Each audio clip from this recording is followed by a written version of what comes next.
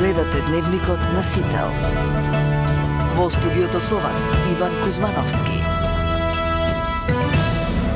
Добро вечер, ви благодарам што сте со нас. Со вас се настаните кои го одбележаа денот.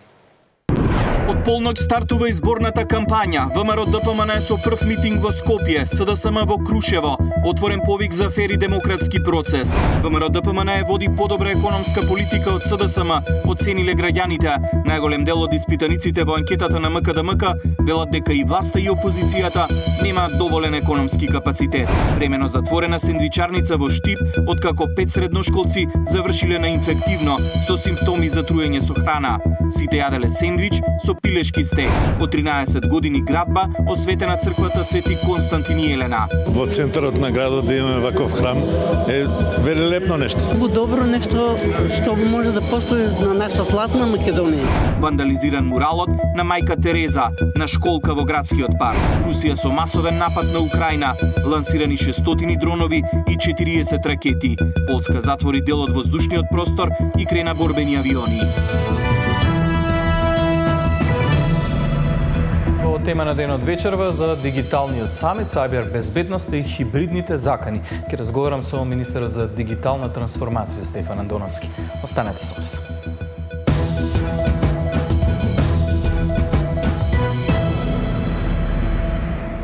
Вечерва на полноќ и официјално стартува изборната кампања. Партиските штабови веќе ги подготвија листите и плановите за настап пред граѓаните во следните 3 недели. Од Државната изборна комисија велат дека се подготвени за изборите, а председателот на собранието ги повика учесниците на фер и демократска кампања. Ивана Соколович најдова ги има деталите. 309 кандидати за градоначалници и 576 листи за советници од вечерва на полноќ ја стартуваат кампањата за 8-те поред локални избори во Македонија, кои ќе се одржат на 19 октомври. Со програми и проекти за граѓаните преку политичките партии или како група избирачи преку митинзи и средби со избирачите, во следните 20 дена ќе се обидат да добијат поголема доверба, која ќе им обезбеди позиција во локалната власт. ВМРО-ДПМН на изборната кампања ја стартуваат со митинг од Скопје. СДСМ на првиот ден од кампањата почнуваат во Крушево. Вреди со митинзи ќе стартува во Скопје, но во вторник, а од ДУИ се уште не откриваат. Ова ќе бидат избори со најголем број на учесници кои влегуваат во изборната трка, по можноста со 2 потписа секој да може да се кандидира. Најголем број на кандидати за градоначалник има за градот Скопје, односно 16. Скопјани ќе добијат 4 избирачки ливчиња со оглед дека избираат и градоначалник и совет на општината каде се запишани. Во останатите 80 општини гласачите ќе добијат по 2 ливчиња. Во пресрет на кампањата, првиот човек на Државната изборна комисија во интервју за МИА порачува дека комисијата е подготвена за изборниот процес, а во интерес на сите е изборите да поминат во најдобра демократска атмосфера. Во интерес на сите е изборите да поминат во најдобра демократска, коректна атмосфера, пред се во делот на изборната кампања. Иако Државната изборна комисија не е надлежна да се меша во делот и да ја следи изборната кампања, ние сме надлежни само за текот на гласањето во самите избирачки места на денот на гласањето, сепак во интерес на сите, и на Државната изборна комисија, и на учесниците, и на граѓаните, и на државата која ги организира овие избори, е да изборната кампања помине во најдобар ред, односно во коректна атмосфера. И председателот на собранието Африм Гаши упати јасен повик до сите учесници во изборната кампања да се води во духот на демократските принципи. Свесен за обединувачката должност што ја имам, чувствувам обврска да упатам јасен повик до сите политички субјекти, кандидати и организацијски структури, институциите и медиумите, активистите и граѓаните да покажат висок степен на политичка и граѓанска култура, да се воздржат од секоја форма на притисок, користење на говор на омраза, поларизирачка пропаганда и злоупотреба на јавните ресурси. Собранието веќе се изјасни за сплотеност преку заедничката декларација за фер и демократски избори. Право на глас на локалните избори имаат 1.832.415 гласачи. Во 132 избирачки места во кои се подпишани помалку од 10 избирачи, гласањето ќе биде спроведено на најблиското избирачко место. Изборната кампања ќе трае до 17 октомври на полноќ. Ивана Соколовиќ, Најдова, Сител телевизија. Позитивна кампања веќе најавија од ДУИ и Вреди и очекуваат демократски процес. Демократската унија за интеграција секогаш се залагало и се залага за една позитивна кампања каде што ќе имаме соочување на идеите, визиите, програмите, проектите, така што во овој правец ние апелираме и до сите други политички партии да бидат фокусирани на една позитивна кампања и на соочување на аргументите. Очекуваме да имаме коректна кампања, Вреден се залага за коректен политички дискурс, како што веќе јавно се знае. Ние цело време зборуваме за тоа што сме го сработиле во овој период од 15 месеци во владата. ВМРО ДПМН вети економски развој, а реалноста е сурова, граѓаните живеат се потешко, вели лидерот на СДСМ Венко Филипче, како што порача тој пред партиските членови денеска, мора да продолжи борбата против дивењето на цените, против запрениот раст на платите и против претворањето на институциите во партиски канцелари. По сите големи зборови, по година и пол власт на ВМРО ДПМН, реалноста е сурова. Цените дивеат, платите тапкаат во место, институциите се претвараат во партиски канцеларии. А секојдневието е потешко од вчера. Наместо план за иднина, гледаме тешка импровизација. Наместо правда, гледаме закочени реформи, скандали, партизација и селективна правда. Наместо достоинство во меѓународната политика, гледаме понижувања и маргинализирање на државата. Вашиот глас и вашата волја за промени беа злоупотребени. Ви ветија поинаква држава, а ја вратија старата матрица.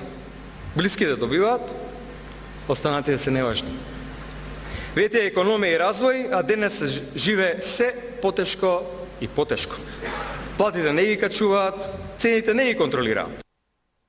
Филипче и СДС беа тие што ја приватизираа државата, судството и институциите. Беа предвесници на криминалот и корупцијата. ВМРО ДПМН сега ги гради вистинските темели на промените, реагираат од владеачката партија. Филипче и СДС продолжуваат да се однесуваат како паднати од Марс, како тие да не беа 7 години на власт во Македонија. Лажно се представуваат пред македонскиот народ, како да првпат се појавуваат на политичкиот простор и место.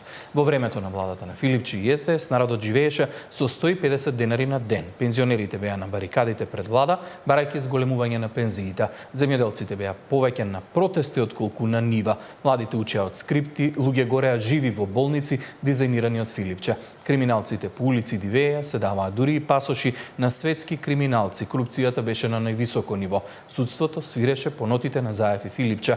По министерствата место работа се играше фудбал и кошарка. Спортот беше заборавен, културата и историјата фрлени беа во подруми да фаќаат мувла, исто како и апаратите за во болниците, кои секако ВМРО ДПМН ги набави. Времето кога владеја Филипче и СДС не смее да се врати, велат од ВМРО ДПМН. Второто продолжение од анкетата на МКДМК објавено денеска открива дека според оценката на граѓаните ВМРО ДПМН води подобра економска политика од СДСМ. Најголем дел од испитаниците сепак велат дека и власта и опозицијата немаат доволен економски капацитет. Во продолжение ги гледаме прашањата и одговорите. Првото прашање е како би ја оцениле финансиската состојба на вашето домаќинство. Најголем процент, 42% од испитаниците велат ниту добра, ниту лоша. 28,8% одговориле претежно добра, 17,6% претежно лоша, 5,9% многу лоша и само 5% како многу добра ја оцениле финансиската состојба на своето домаќинство. Следното прашање се однесува на очекувањата за состојбата во земјата во наредните 12 месеци. 39,5% очекуваат состојбата во земјата да биде иста. 31% се оптимисти, очекуваат следната година состојбата да биде подобра, додека 24,7% се песимисти и очекуваат идната година состојбата во Македонија да биде полоша.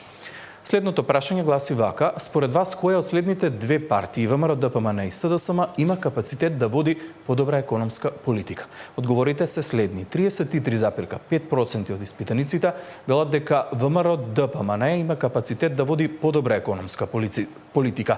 Такво мислење за СДСМ дале 9,1% од испитаниците. Но неголемиот дел од граѓаните, 36,2%, велат дека ниту една од двете партии, односно ниту ВМРО, ниту СДСМ, има капацитет да води подобра економска политика. Следното прашање се однесува на тоа дали ја поддржувате одлуката за доделување концесија за работа на нов мобилен оператор во земјата, и одговорот е многу јасен. 63,3% потврдно одговориле на ова прашање. Следното прашање се однесува на аферата за прислушкување на премиерот и други политичари, новинари и бизнисмени, која беше објавена во последниот период. За неа слушнале 55,2%, а од овој процент на граѓани кои што дале потврден одговор дека слушнале за аферата за прислушкување, најголем дел мислат дека одговорен за истата е опозицијата, односно СДСМ и ДУИ. Ваков одговор дале 41,6% од испитаниците. Како што информираат од МКДМК, анкетата била спроведена од 9 до 21 септември со ЦАТ и метода, односно телефонско анкетирање со помош на компјутер, на примерок од 1200 испитаници. Времена затворена сендвичарница во Штип, откако 5 средношколци завршиле на инфективно со симптоми за труење со храна. Сите јаделе сендвич со пилешки стек. По 13 години градба осветена црквата Свети Константин и Елена. Во центарот на градот да имаме ваков храм е велелепно нешто. Многу добро нешто што може да постои на наша златна Македонија.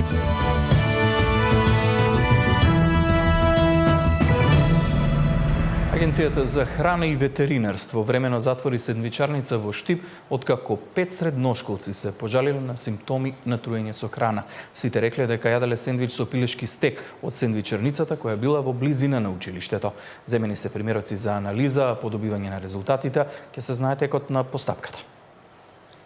5 ученици од Штипското средно стручно училиште Колен Ехтенин завршиле на инфективно одделение, откако јаделе сендвичи со пилешки стек од сендвичара киоск во близина на училиштето и се здобиле со симптоми на труење. Мајка на ученик која сакаше да остане анонимна, раскажува дека незиното дете ги добило првите симптоми само неколку часа по консумацијата на храната и се сомнева во квалитетот на месото или компирите кои ги јаделе.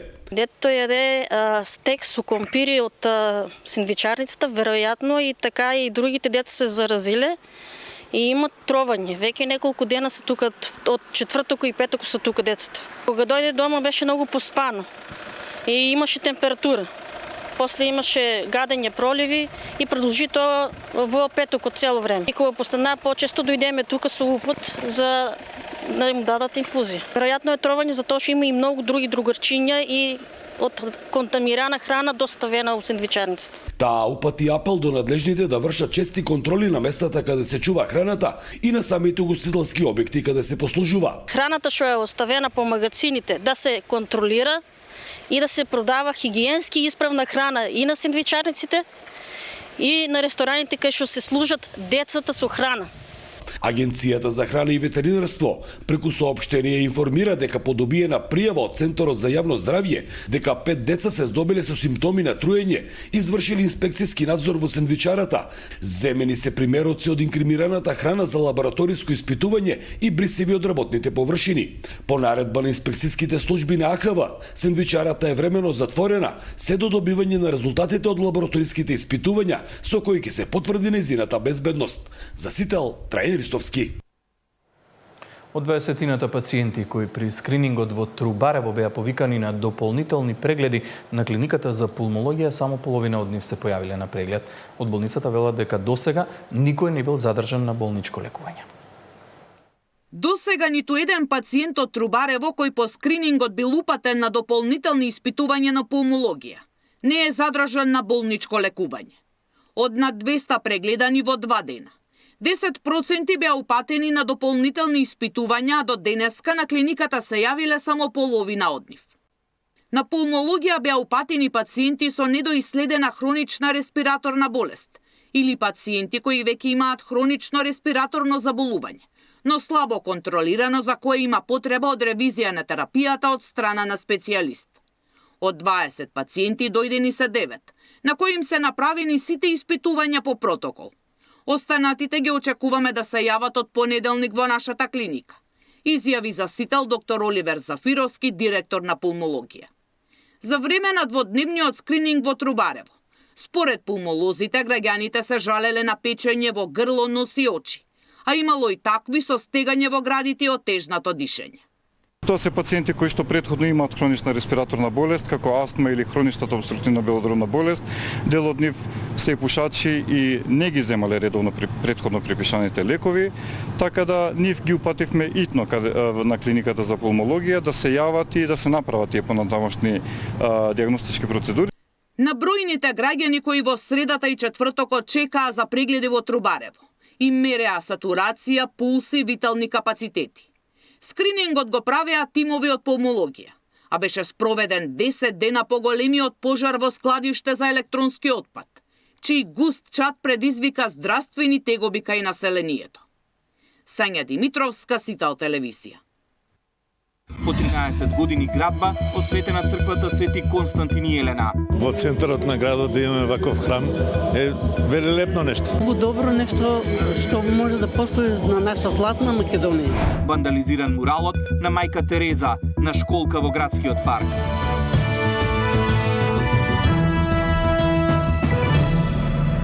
Првично планирана на плоштадот Македонија како дел од проектот Скопје 2014, црквата посветена на цар Константин и царица Елена денеска беше осветена на локацијата на улица Македонија. Верниците велат дека не достигал ваков храм во центарот на Скопје.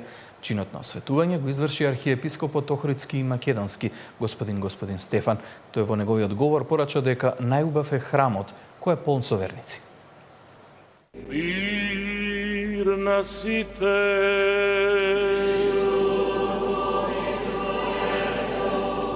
Господа.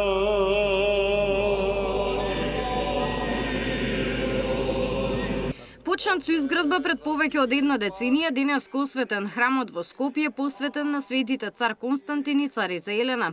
Со звонење на камбаната во 8 часот и 30 минути пред бројни верници започна церемонијата. Осветувањето го вршеше архиепископот Охридски и Македонски господин Стефан во сослужение со бројни архиереи од МПЦ. Ние денес не можеме да речеме дека сме ги надминале ниту царот Јустинијан, ниту царот Соломон, но можеме да извикаме дека со изградбата на овој храм се надминавме себе си. И навистина, ово ново светилиште, овој нов скопски, се македонски, се православен храм убавец, е радост за сите сетила и со него еве добиваме уште едно место во кое земјата се сретнува со небото и во кое временото постанува вечност. На осветувањето утринава беа присутни голем број верници внатрено и пред црквата. Тие велат дека за нив ова значи свечен чин и нешто кое недостасувало во центарот на градот. Па за мене ова е еден многу убав настан, требаше да има црква во центарот на градот, бидејќи плоштадот нели ни го затворија со други споменици. Една убава работа, една голема работа за православниот народ. Убав православен, мислам, ден за сите православни. Многу добро нешто што може да постои на наша златна Македонија. Толку мило, повеќе не дава Господ здраве, среќа на сите и на нас. И на млади и на стари само здраве и мир. Многу значаен чин. Во центарот на градот да имаме ваков храм е велелепно нешто. Јас се викам Елена и посебна чест ми е што сум тука. На осветувањето беа присутни премиерот, министри од владата, лидерот на СДСМ и представници на дипломатскиот кор. Изградбата на храмот почна во 2012 година и траеше 13 години. Работите беа интензивирани лани со што се комплетираа внатрешното уредување на дворешности и околниот простор. Храмот низ годините постепено добиваше свој облик. Првично беше дел од проектот Скопје 2014, чија изградба се планираше да биде на плоштад Македонија, но сепак денеска локацијата на православниот храм е на улица Македонија. Габриела Лескова, Сител телевизија. А граѓаните кои денот го поминаа во градскиот парк беа згрозени од начинот на кој е вандализиран муралот со ликот на мајка Тереза на школк.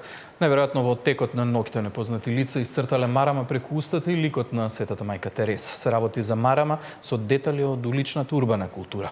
Дури и потегот да има за цел да испрати некаква порака во општеството, граѓаните со кои разговаравме велат дека потегот е навредлив и повикаа надлежните веднаш да реагираат. Муралот со ликот на мајка Тереза и камениот мост до неа беше насликан во август 2023 година. Од тогаш до денеска на школка се одржале голем број на хуманитарни и промотивни настани. Најпрво да ви кажам, јас сега го видов ова и не можев да поверувам дека вакво нешто е направено. Ова е навистина се намалува ова е незиното дело и лик. Ова подитно треба да се преземат некои мерки од страна на надлежните. Ова навистина човек кога ќе погледне не може да ја препознае просто мајка Тереза. Безобразлук чист. Друг коментар немам што да кажам, освен безобразлук. До толку дојде кога веќе на јавни места вака се прави, не знам до каде ќе тераме.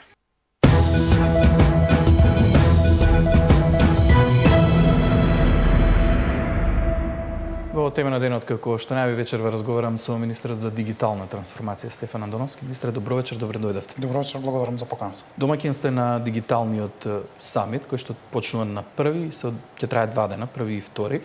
Практично настан кој што се возобновува по неколку години. Пауза, какви ќе бидат промените? Има ли некаква промена во форматот на овој настан? Иван, ќе ми дозволите само со една реченица да му честитам на неговото блаженство на архиепископот Охридски Македонски за денешниот настан и големиот ден и за историски момент за македонските граѓани и православните верници за отварањето на овој прекрасен храм.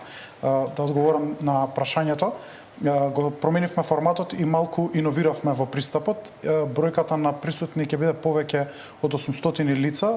Регистрирањето е завршено за оние кои што аплицира и иновиравме во аспект на тоа кој ќе биде говорник на самиот настан. Повеќе од 50 говорници на дводневниот самит кои што доаѓаат и од бизнис секторот и од невладините организации, од факултетите, од универзитетите и моите колеги од регионот министри и од политичкиот дел, да речеме, од агенциите за дигитализација и за сајбер безбедност од регионот и од светот. Повеќе од 20 држави ќе бидат застапени во делот на панелисти и говорници. Иновацијата е во аспект дека на секој панел ќе имаме представници од различните фели, од различните сектори кои што ќе дискутираат на една зададена тема и мислам дека тоа го прави самитот уште поинтересен и уште попристапен, достапен за граѓаните. Сепак сите оние кои што нема да можат да присуствуваат, ги поканувам да ги следат нашите социјални медиуми. Ќе имаме лайв стрим за сите панели на двата социјални медиуми и на YouTube и на Facebook каналот. Министре, живееме во едно време во кога светот е фокусиран на придобивките од вештачката интелигенција, за разлика од остатокот од светот, ние некако ги правиме првите чекори во процесот на дигитализација на институциите. Вие најавивте дека на овој настан ќе биде презентиран дигиталниот паричник или, ако не грешам, тоа е таа супер апликација која што ја најавувате вие. Може ли да им објасниме на граѓаните што значи овој дигитален паричник и како планирате да функционира? Токму така се решивме за мобилна супер апликација. Што значи тоа супер апликација? Тоа значи дека освен дигитален паричник, таа во себе ќе содржи и клучни најкористени услуги кои што би им биле потребни на граѓаните. Но бидејќи предизвика низа коментари мојата изјава и најавата за дигиталниот паричник, ви благодарам на можноста да прокоментирам. Ова е уште една алатка која што ние им ја нудиме на граѓаните. Ниту е задолжителна, ниту е обврзна за било кој од граѓаните, ниту пак ќе спречиме определена услуга која што му следува на определен граѓанин да добие доколку нема ваков дигитален паричник. Ова е само уште една алтернатива на испечатените картички на личната карта и возачката дозвола, во прва фаза само личната карта, и ние ги прибираме информациите за личната карта кои што веќе државата ги има. Значи не бараме дополнителни информации кои што веќе им се потребни на граѓаните, затоа што видов определени теории на заговор кои што постојат на секаде во светот, па и кај нас, дека ние дополнително сега ќе следиме граѓаните преку оваа апликација или некои парични средства дека ќе уплаќаат. Воопшто нема да има ниту парични средства, ниту поврзано со банкарски сметки, туку единствено информациите од личната карта, возачката дозвола и најкористените услуги ќе им ги понудиме на граѓаните кои што сакаат да користат оваа мобилна апликација дигитален паричник. Вака звучи многу добро, но колку ќе биде ова применливо? Министре, знаете од кој аспект ве прашувам. Дали јас ако ја инсталирам оваа апликација во мојот телефон, ставам возачка дозвола и лична карта, ќе можам тие да ги користам. Еве да предпоставиме ме запире полиција на улица по било кој основ, дали ако ми ја покажам таа возачка дозвола од оваа апликација ќе биде употреблива или сепак ќе морам со мене да носам и физичка пластифицирана возачка дозвола? Многу важно прашање. Ние ги го изменивме законот за електронска идентификација со кој што го введовме дигиталниот паричник како начин за дигитализирање на личните документи на граѓаните. Што значи тој е целосно валиден и законски. Понатаму работиме веќе со МВР кога ќе помине оваа тест фаза да оваа електронска лична карта и електронската возачка дозвола бидат прифаќани како информација од страна на службениците во Министерството за внатрешни работи, но и сите други институции. И тоа ќе биде процес кој што ќе трае. Не можам да кажам дека од првиот ден секаде таа ќе биде прифаќана, но ќе биде процес кој што ќе трае. Зошто? Затоа што секој поединечен закон некаде регулирал дека бара фотокопија од лична карта, некаде регулирал лична карта на увид, па не објаснил што значи тоа лична карта, дека тоа може да биде електронски облик, а не само хартиен или во вид на картичка. Така што тоа е еден процес кој што ќе се тркала, но првата фаза беше важна да покажеме дека технички ги имаме можностите. Европската унија веќе отиде и чекор подалеку да таа ја прави задолжителна, во смисла не граѓаните да ја имаат, туку ако имаат, институциите веднаш ќе мора да ја прифатат. Не може да ескивираат со поединечни закони да не прифаќаат електронска форма на дигитален паричник на лична карта и возачка дозвола, но ние ќе одиме многу пополека чекор по чекор.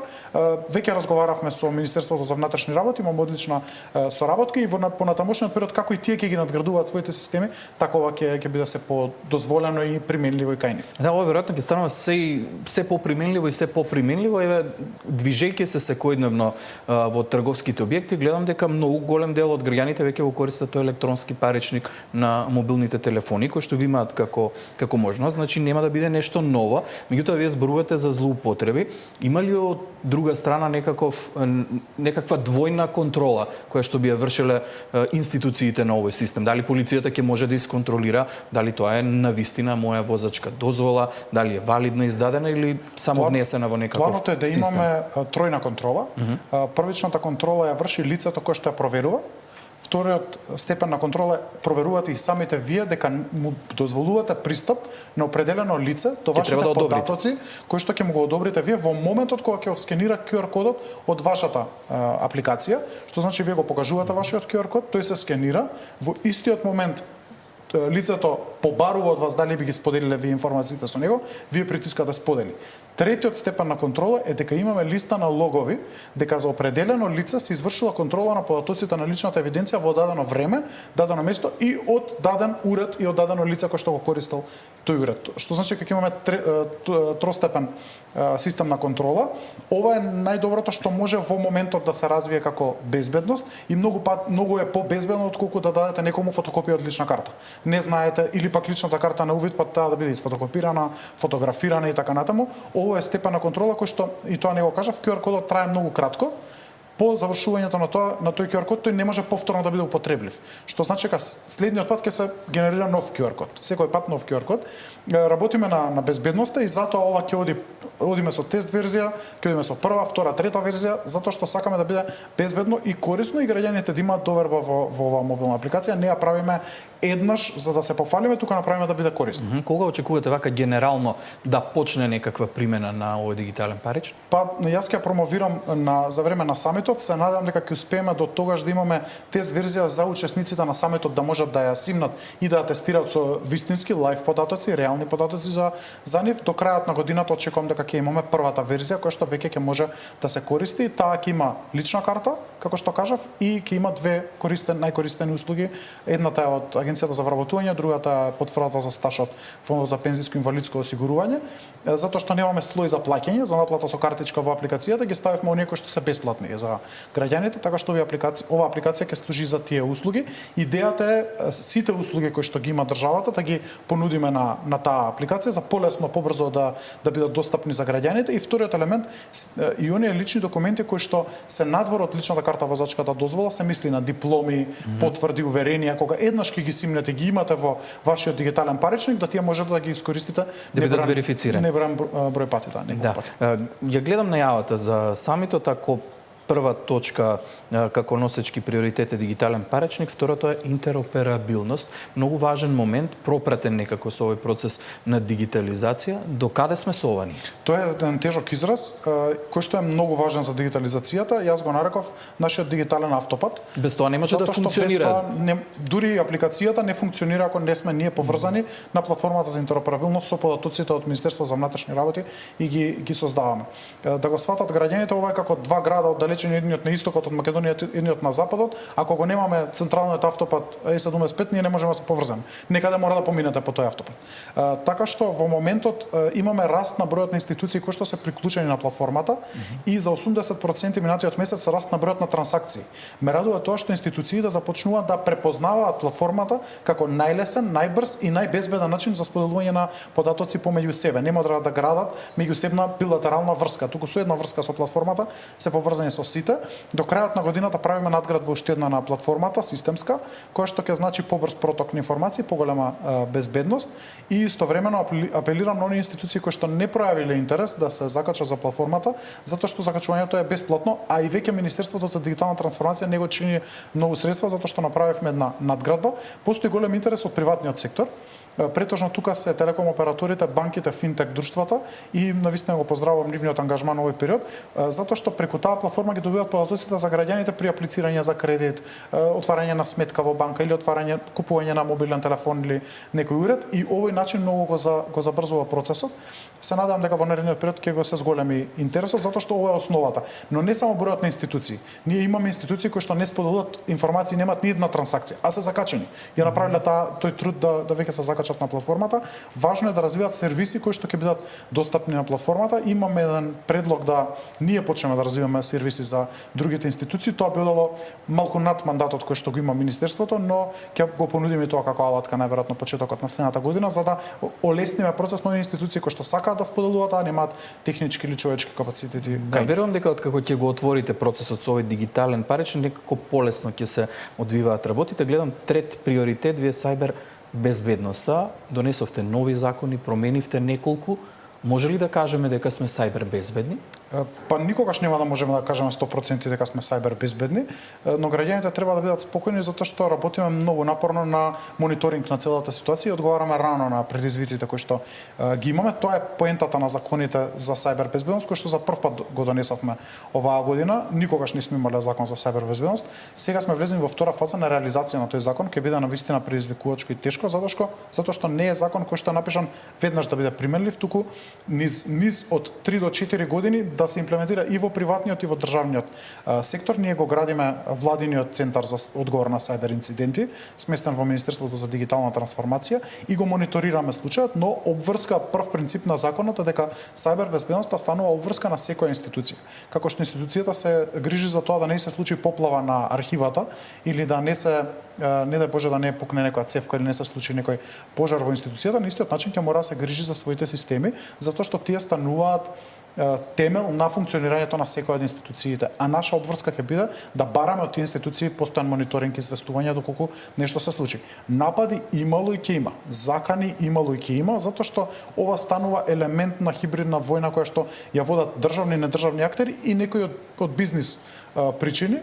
Но обврска на институциите е да се грижат секој за себе, а обврска на Министерството за дигитална трансформација е да се грижи за останатите владени институции да тие бидат на нивото на безбедност кој што граѓаните го бараат, а и законите го бараат од нас. Сајбер безбедноста се поврзува директно со хибридните закани и напади. Вие бевте главниот говорник на оваа тема до пред еден месец, некако од пред еден месец овој сектор премина, ајде да речеме, во комунална хигиена. Има ли докази дека хибридните закани и напади за кои што предупреди директорот на Дирекцијата за заштита и спасување се хибридни напади? Па, хибриден напад треба да се свати како начин на создавање страф и паника кај граѓаните, и недоверба во институциите предизвикано од различни модалитети, различни начини. Затоа и се нарекува хибриден, затоа што тој може да биде и конвенционален во вид на закана со оружје, закана со киднапирање, палење, може да биде и неконвенционален, закана со лажни вести, дезинформации, злоупотреба на системи. Сега е најновиот при користење на вештачка интелигенција, така наречените deepfake, лажни фотографии, лажни видеа, лажни аудио, така што ова е цел еден мозаик на начини како што представува една хибридна закана или еден хибриден напад, имајќи во вид дека станува збор за намерно подметнати пожари на локации кои што не се традиционално осетливи на пожар, значи не станува збор за шума, непристапно подрачје, близина на воз, да речеме, па од пушоци од цигари да се случи некаков пожар, и тенденциозно се случува на отпади, на рециклирани средини каде што имаме рециклажа или средини каде што имаме некакви возила, и сето тоа во едно исто време не можам да не помислам и да не анализирам дека станува збор за некоја методологија на хибриден напад и хибридна закана. Во делот на сајбер безбедноста тоа е елемент на хибридните закони, затоа што е уште една алатка која што се додава, но не е единствена. Се надевам дека во наредниот период ќе успееме да се одбраниме од овие работи, но и во моментот кога се сфати дека сајбер безбедноста или сајбер нападите може да бидат користени во овој вид на така наречено хибридно војување, тој момент стана интересни за напаѓачите. До претходно се размислуваше дека грешки се појавуваат заради системот, заради недоследностите, неправилната архитектура на системите, но од потоа се сфати дека ова се намерно предизвикувани напади и бројката нивна рапидно расте во светот. Очекувам дека ќе постојат вакви закани и во нашата држава, и затоа е за очекување дека 3 панели на дигиталниот самит од интерес на говорниците и на учесниците се токму посветени на оваа тема, да дискутираме, да видиме какви се ставовите на бизнис заедницата, универзитетите, другите влади, како се справуваат со овие прашања на различни аспекти од сајбер безбедност. Го оставив за крај, но најважно за граѓаните, слушајќи ги вашите изјави денови, велите дека Македонија е најподготвена во однос на тоа да се приклучи на системот за роуминг за македонските граѓани во Европската Унија по цени како дома. Точно е ова? И од кога би можело да профункционира? Прво би сакал кратко да објаснам со една реченица што значи ова за граѓаните. Граѓаните знаат дека ако заминат на одмор или патување некаде на Западниот Балкан, Албанија, Црна Гора, Србија, Косово, Босна и Херцеговина, бесплатно е користењето на податоци, интернет или јавувањето и пораки код дома се наплаќаат по иста цена која што ја плаќаат и кон домашниот оператор. Подреден лимит во зависност од пакетот кој што го има. Во зависност од домашниот пакет кој што го има. Европа ова во 2013 година го возможи за сите своји граѓани, за државите членки на Европската Унија, независно на кој мобилен оператор сте закачени во вашата држава, да речеме Германија, кога ќе патувате во Франција, ги плаќате истите тарифи. Ние успеавме со сериозен ангажман оваа година во Министерството да го донесеме новиот закон за електронски комуникации, кој што е усогласен со два клучни реформски регулативи и директиви на Европската Унија, гигабитниот закон на Европската Унија и законот КОД, регулативата КОД, која што поставуваат многу високи стандарди во Европската Унија, и со донесувањето на овој закон ние имаме исполнето најголем дел од барањата од нас кои што би дошле за роуминг како дома со Европската Унија. Тоа е следната фаза. Имаше најава од Европската комисија дека следниот чекор се земите од Западен Балкан, затоа што Молдавија и Украина успеа да го добијат тоа оваа година и се веќе држави кои што се наставени на таа листа за Roam as Home Initiative или иницијативата за роуминг како дома. Од тука, не чекајќи ги, поттикнувајќи ги сите држави од Западен Балкан, но истовремено барајќи да се секој од нас вреднува според меритократија што имаме исполнето, ние прво до крајот на годината имаме акцијски план со кој што ќе ги доисполниме тие 20% кои што недостасуваат во вид на правилници, подзаконски акти и некои можеби мали промени на законот за електронски комуникации, и очекувам дека од јануари месец ќе бидеме првите подготвени за оваа иницијатива, што ќе значи голема добробит за македонските граѓани, а потоа ќе влеземе во лобирање заедно со колегите од владата и се надам со помош на европската делегација, за да бидеме првата држава која што ќе го потпише овој договор од регионот, и ако другите останалите држави не се подготвени, да ние го возможиме тоа за македонските граѓани. Кога би можело да се случи такво нешто? Не подоцна, очекувам одговор не подоцна од 2026 година. Тоа е процедура на потпишување, но не очекувам подоцна од 2026 година. И тоа би требало да функционира по системот на функционалноста на системот со земите од Западен Балкан. На истиот начин, истата тарифа, истите цени кои што ги плаќате во Македонија со некои од операторите кои што ги имате, со истиот договор, практично тие потпишуваат договор во ваше име со операторите од Европа и истата сметка добивате независно дали патувате во некој од европските држави до лимитот, односно тарифата која што имате и во Македонија. Министри, благодарам многу за гостувањето. Благодарам многу на интересот. Во продолжение за јубилеот кој што го одбележа македонската обединета дијаспора со гален настан во Детройт одбележаа 20 години постоење. Гости на настанот беше и претседателката Гордана Свиљановска-Давкова. Татковината е ваша исто колку што е наша. Да се занемари македонската дијаспора значи да се игнорира повеќе од половина од македонскиот народ, порача претседателката на свечената вечера која по повод 20 годишнината ја организираше обединетата македонска дијаспора. Свесна сум дека во минатото се носеле одлуки кои што се одразувале и на македонската дијаспора без таа да биде консултирана. Се правеле компромиси на сметка на символите и атрибутите на македонската држава и на македонскиот идентитет. Ова е особено тешко, имајќи предвид дека иселеничка Македонија е побројна од домицилна Македонија. ОМД во овие 20 години отвори многу врати за Македонија, констатираше претседателот на оваа организација. Over the years, the UMD has built those same relationships with members of parliament, diplomats, congressmen, and senators. Those relationships open doors for Macedonia. And the UMD has given us all the platform and an easier way to be involved to make that same difference. Our homeland, our story, the story of Macedonians isn't about people who quit when things got tough. It's about people who kept going, who tried harder, who love Macedonia. На свеченоста беа доделени серија награди, меѓу кои она за ќерка на Македонија, која доби Меријан Илич, една од 5 најбогати жени во светот. Таа со своето семејство поседува 2 професионални клубови во американската хокејарска и бейсбол лига, а незиното богатство се проценува на $7 милиарди. Сакаш по нашата зборба? Океј, мајка ми е од Битола, Буф, и татко ми е од Битола. Пред дијаспората претседателката вети засилен ангажман за одржување на цврсти врски и соработка. My commitment to the diaspora goes beyond election rhetoric. Our government is preparing a 5-year national diaspora strategy with my cabinet actively participating through the representatives. This strategy should enable the diaspora to be much more actively involved in public debate and in strengthening the state. Additionally, as I promised in my election program, I plan to establish a council for the diaspora within the cabinet of the president. Средбите со дијаспората овде во Детройт се последни на агендата на македонската делегација која веќе во понеделник се враќа во Скопје. Од Детройт за Сител, Филип Поповски и Александар Спасовски. Во продолжение информациите од спортот. По планува беа одиграни 2 нови надпревари